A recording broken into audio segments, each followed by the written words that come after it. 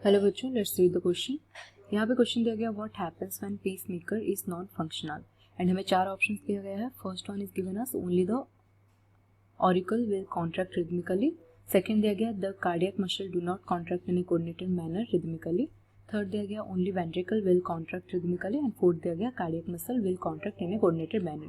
तो इन चारों में से हमें करेक्ट आंसर को फाइंड आउट करना है। But before getting to that, पहले इस क्वेश्चन का जो की कॉन्सेप्ट है उसके बारे में बात करते हैं। So the key concept for this question right here is regarding the pacemaker. Okay, so pacemaker के बारे में पहले बात करते हैं कि होता क्या है, देन विल टॉक अबाउट अगर ये नॉन फंक्शनल होता है तो क्या प्रॉब्लम आ सकता है। सो बेसिकली हार्ट में प्रेजेंट होता है SA node. Okay, SA node that is cyano atrial node इसका फुल फॉर्म है, राइट। साइनो एट्रियल नोड ये कहाँ पे प्रेजेंट होगा? ये प्रेजेंट होता है on the wall of right atrium. Okay, right atrium के वॉल में प्रेजेंट होता है एसए नोड। सो बेसिकली इसका काम क्या है? So this pacemaker right here, और जो कि एसए नोड है ये क्या करता है? जनरेशन करता है इम्पल्स का। Okay, so generation of impulse is the function of pacemaker. Electrical impulse को ये जनरेट करेगा एंड फ्रॉम देयर वो जो इलेक्ट्रिकल इम्पल्स होगा that will travel from SA node, फिर वहाँ से जाएगा वो एवी नोड के पास। एवी नोड का मतलब क्या है? This is atrioventricular node होता है। Okay, this is the full form of AV node.